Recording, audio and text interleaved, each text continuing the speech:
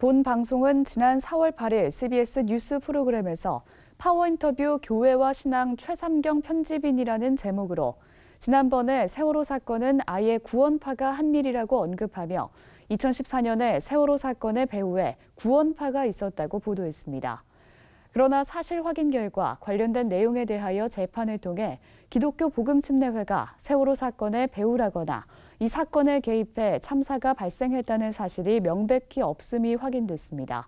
이에 해당 방송을 바로잡습니다. 이 보도는 언론중재위원회의 조정에 따른 것입니다.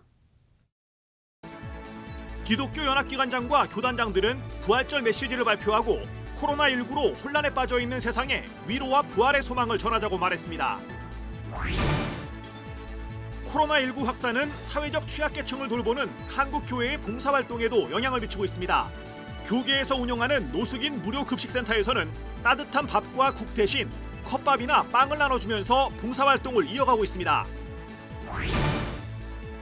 기독교 단체들은 4.15 총선 투표에서 정의와 평화, 생명을 살리는 공약 등을 꼼꼼히 살펴 투표에 임할 것을 당부했습니다.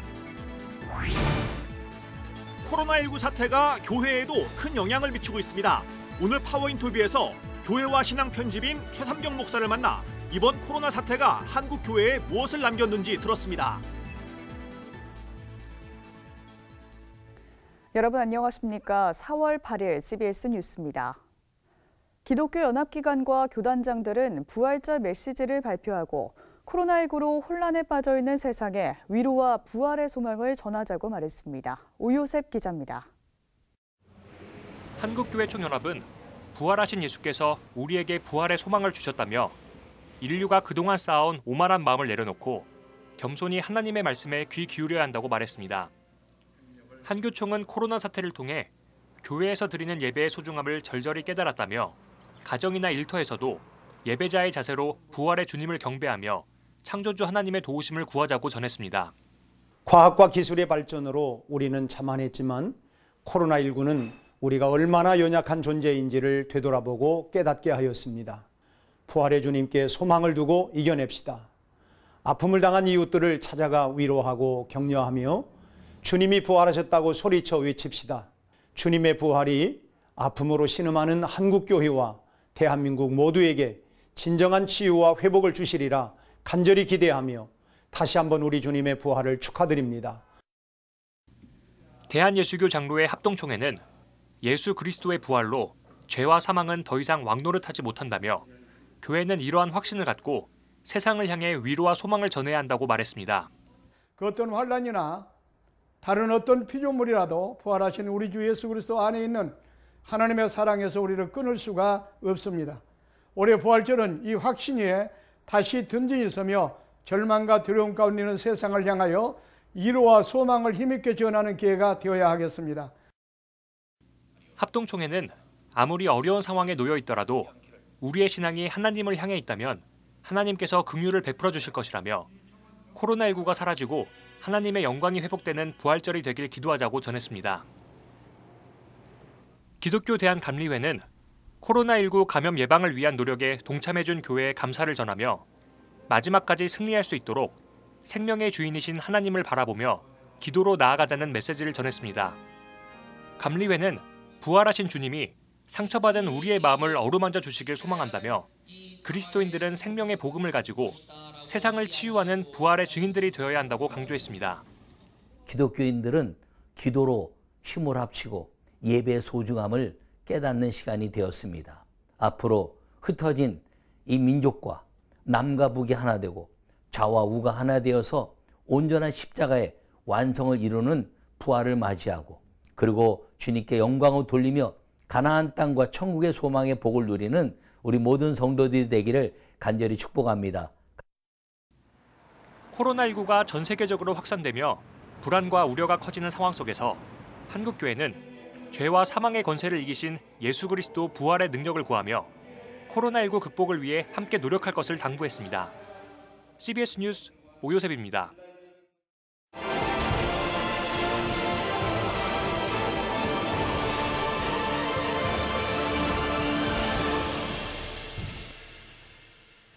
코로나19 확산은 사회적 취약계층을 돌보는 한국교회의 봉사활동에도 영향을 미치고 있습니다.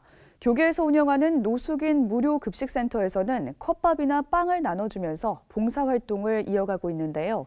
CBS 연속기획 한국교회와 코로나19. 오늘은 코로나19 사태에서도 노숙인 봉사를 이어가고 있는 현장을 송주열 기자가 취재했습니다. 노숙인 무료 급식 시설이 집중된 서울역. 올해로 10년째 노숙인 지원을 해오고 있는 드림시티 선교교회는 코로나19 방역을 위해 급식 대신 빵과 음료수를 노숙인들에게 나눠주고 있습니다. 코로나19 확산을 막고 하루하루 먹고 자는 곳이 필요한 노숙인들을 돌보기 위한 고육지책입니다. 노숙인 이발 봉사활동과 의료 서비스 등 자원봉사자들이 필요한 노숙인 복지 서비스도 전면 중단했습니다. 일반 교회와 달리 노숙인들에게 온라인 예배를 추천해 줄 수 없어 예배 역시 잠정 중단했습니다. 조심스러운 부분이 있어요. 그래서 저희가 늘 문을 열어놓고 환기도 시키고 마스크를 꼭 착용하시게 하고 마스크 필요하면 드리고요. 그리고 말씀을 될 수 있으면 하지 말라 그래요. 이제 말하면서 비말 침방울이나 튈 수 있으니까 말하지 않고. 근데 그래도 아저씨들이 잘 따라주시고 계세요. 철저한 방역도 빼놓을 수 없습니다. 교회는 상대적으로 코로나19 방역에 취약한 노숙인들이 코로나19에 노출되지 않도록 시설 구석구석 방역하는 것도 빼놓지 않고 있습니다. 이런 어려움이 닥치면 가난한 사람, 힘든 사람이 제일 어려워요. 그래서 시민들이나 일반인들도 좋게 봐주시고 이렇게 좀 품어주시는, 여기 공동체가 같이 가는 거거든요. 여기 누가 하나 옮기면 다 옮는 거기 때문에 서로 배려하고 서로 양보하고, 그래서 그분들한테 잠깐이나마 머물 수 있는 공간을 제공할 수 있다면 그렇게 접근하고 있습니다. 서울 영등포 지역 노숙인과 쪽방촌 주민들에게 무료 급식 봉사활동을 해온 광야교회도 매일 찾아오는 400여 명에게 급식 대신 컵밥을 제공하고 있습니다. 반면 서울시가 감리교단에 위탁해 운영하고 있는 따스한 체험터는 보건당국의 방역 지침에 따라 무료 급식을 진행하고 있습니다. 코로나19 확산 이후 따스한 체험터에 방문하는 노숙인은 하루 평균 1000여 명. 대부분의 노숙인 시설에서 무료 급식을 중단했기 때문에 노숙인들이 한 끼를 해결하기 위해 이곳으로 몰려들고 있습니다. 코로나19 장기화로 외부 자원봉사 활동이 중단됐기 때문에 감리교 사회복지재단 법인 산하 30여 명의 직원들이 돌아가면서 배급에 나서고 있습니다. 노숙인 급식 봉사뿐만 아니라 방역에도 신경 써야 하는 이중고를 겪는 상황입니다. 코로나19가 노숙인 봉사활동 모습을 바꾸고 있지만 바뀌지 않는 것은 우리 사회 소외된 이웃들을 향한 사랑입니다. CBS 뉴스 송주열입니다. 4.15 총선을 앞두고 각 정당과 후보들은 저마다 자신들의 공약을 알리기 위해 분주한데요. 기독교 단체들은 제시된 선거 공약을 꼼꼼히 살펴볼 것을 당부하고 있습니다. 최경배 기자가 전합니다. 한국기독교 공공정책협의회는 4.15 총선을 앞두고 기독교적 가치를 담은 10가지 내용의 기독교 공공정책을 발표했습니다. 기독교 공공정책협의회는 특히 생명과 안전 문제를 21대 국회가 풀어야 할 중요한 과제로 지목했습니다. 높은 자살률과 낙태 문제, 묻지마 살인 사건 등 생명 경식 풍조에 대항하는 차원에서 생명 존중의 날을 국가 기념일로 제정하자고 제안한 겁니다. 생명과 안전을 강조하는 내용에는 산업 현장에서 발생하는 하청업체 노동자들의 사망 사고를 막기 위한 대책 마련 요구도 담겨 있습니다. 안타깝게 숨져간 그런 그 노동자들에 대한 그런 부분도 사실은 생명 존중과 생명 안전 또 생명 돌봄과 관련되기 때문에 기독교의 가장 본질인 이 생명에 대한 존엄성과 존중하는 이 문화를 이 땅에 그렇게 만들어가는 것이 굉장히 중요하다고 생각합니다. 기독교 공공정책협의회는 또 초저출산 극복을 위해 출산과 돌봄에 관한 전반적인 내용을 담은 정책을 제안했습니다. 아울러 중동 예방과 치료에 관한 법률 제정, 유사종교 피해 방지와 보상법 제정 등을 제안했습니다. 공공정책협의회는 10가지 기독교 공공정책을 더불어민주당과 미래통합당, 민생당, 정의당, 국민의당에 보내 각 정당의 입장을 물었지만 더불어민주당과 미래통합당만 답변을 보내왔다고 밝혔습니다. 그래서 이번 선거는 정책 선거나 또는 공약을 내세워서 부각시키는 승부를 거는 선거가 되지 못하고 있고요. 우리 유권자들이 그 선거 공보물에 나와 있는 각 정당의 주요 정책, 그리고 각 후보자들이 내세우고 있는 그 공약에 대해서 면밀주도하게 판단하고 검토해 볼 한다고 생각을 합니다. 한국기독교교회협의회는 그리스도인의 정치 참여는 신앙의 요청에 부합하면서 동시에 민주주의적 가치와 소통 방식에도 부합해야 한다고 강조했습니다. 다양한 가치관이 공존하는 세상에서 자신만의 세계관을 강요하고 수단과 방법을 가리지 않고 자신의 주장을 강요하는 방식은 바람직하지 않다는 것입니다. 교회협의회는 그러면서 21대 국회는 지난 세기 한국 사회 최우선의 가치였던 경제 성장이 아니라 생명과 안전이 우선되는 사회를 만드는 전환 국회가 돼야 한다고 강조했습니다. 특히 세계보건기구 WHO가 지구의 평균 기온이 1도씨 오를 때마다 전염병이 4.7% 늘어날 것이라고 예측했다는 점을 거론하며 국회가 기후위기 시대에 책임과 역할을 감당해야 한다고 말했습니다. 교회협의회는 또 차별 없는 세상을 만드는 노력에 국회가 함께 나서야 한다고 촉구했습니다.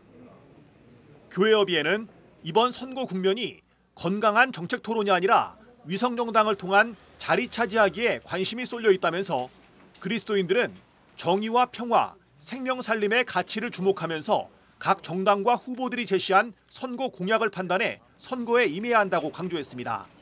CBS 뉴스 최경배입니다.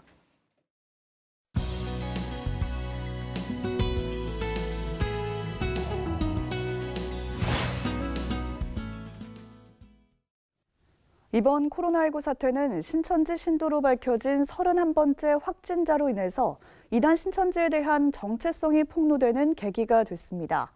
또 확진자가 나온 이단 교회와 일반 교회를 모두 같은 교회로 인식하면서 확진 비판이 일반 교회를 향하기도 했는데요. 파워인터뷰 오늘은 교회와 신앙 편집인 최삼경 목사를 만나서 이번 코로나 사태는 한국 교회에 무엇을 남겼는지 들어봤습니다. 고석표 기자입니다. 목사님 안녕하세요. 안녕하세요. 코로나19 사태를 겪으면서 신천지가 뉴스를 통해 집중 조명됐습니다. 그러면서 이단 신천지의 정체에 대해서 일반인들이 더욱 잘 알게 되는 계기가 된 것 같은데 목사님께서는 어떻게 보셨습니까? 전혀 예측하지 못했던 일 아닙니까?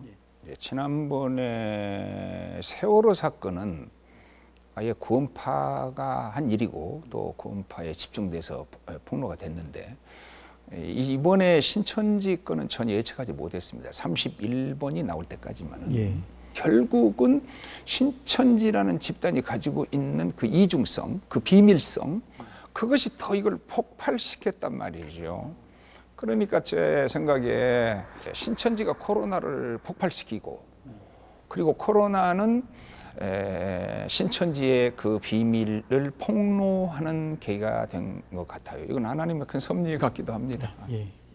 지금 이제 말씀을 해주셨는데 우리 사회에 굵직한 사건이 있을 때마다 그 배후에 이단 집단이 관련된 경우가 되게 많았는데 이단 집단이 관련했던 과거 사건들을 잠깐 정리를 좀 해주십시오. 어떻게 보면 지난 한 1, 20년 동안 우리 기독교 문제가 일반 언론을 통해서 취급 안 된 일이 거의 없었을 겁니다. 그러면서도 큰 사건만 이야기를 해도 1887년에 오대양 사건은 아주 큰 사건이었어요. 그리고 1996년대 아가동산 사건도 아주 큰 사건이었습니다. 그리고 우리가 그 끔찍한 92년 10월 28일 단미선교회 사건이 그때 한 10만 명이 빠졌고요. 군인들이 막 탈영하고 그러지 않았습니까? 예. 이제 그러다가 1999년 12월 31일에 Y2K 사건도 큰 그렇죠. 사건이었어요. 이제 이렇게 번져 가다가 2014년에 세월호 사건 그리고 이번에 이 코로나를 통한 신천지 사건 이렇게 연결되는 것 같아요. 슬픈 일이죠. 만민중앙교회의 경우 이단으로 규정된 교회인데 일반인들은 이제 만민중앙교회가 이단인 줄 모르고 일반 교회와 같은 교회로 인식하는 경우가 많아서 이에 따른 피해도 있는 것 같아요. 교회가 좀 어떻게 대처를 하면 좋을까요? 뭐 그들이 이단을 교회라고 안 하고 뭐 집단이라고 부를 수 없으니까 그들이 신천지도 만민중앙교회도 다 이단이라고 하고 하지 않고 교회라고 하니까 그렇죠. 일반인들은 정통교회는 이단은 정통교회 같을 뿐이지 정통교회가 아니잖아요. 그러니까 여기에는 우리 편에서 억울한 부분도 있고 또 또 우리가 책임이 많은 집단도 있고요. 예를 들어서 여호와 증인 같은 이단은 기독교의 책임이 좀 멀다고 봐야 합니다. 이미 역사적으로 1914년도에 있었던 사건이니까요. 그렇지만 이 경우에는 우리가 억울하다고만 하기에는 우리의 책임도 상당히 컸습니다. 왜냐하면 우리가 더 이단을 적극적으로 대처하지 못한 열매이기도 하죠. 예. 지금 이제 말씀해 주셨는데 이단 신천지 때문에 우리 사회는 물론이고 우리 교회가 입은 피해도 막대한데요. 한국 교회가 이단 신천지를 건절하기 위해서 해야 할 일이 있다면 어떤 게 있을까요? 저는 우리 한국 교회 문제를 셋으로 분류해 볼 수 있다고 봅니다. 첫째는 우리 자체가 가진 문제입니다. 뭐 금권 선거 문제, 지방세 문제, 또 여성 성추행 문제. 뭐 다 그런데 모든 것에 뿌리는 돈을 사랑하며 일만하게 뿌리라고 그랬으니까 모든 뿌리에는 돈이 있지요. 그러니까 우리 기성교회가 건강하면 저절로 이단은 사라지는 건데 어쩌면 정통교를 가장 잘 보여주는 거울이 사이비 이단입니다. 왜냐하면 사이비 이단이 발생하는 교회편의 원인은 정통교회의 윤리적 교리적 약점이 이단의 원상이 됩니다. 그러니까 이단이 많다는 말은 정통교회의 교리적 윤리적 약점이 많다는 말이거든요. 그래야 두 번째는 오해가 있고 세 번째는 모함이 있는데 오해는 풀어줘야 되고 세 번째 모함은 싸워야 합니다.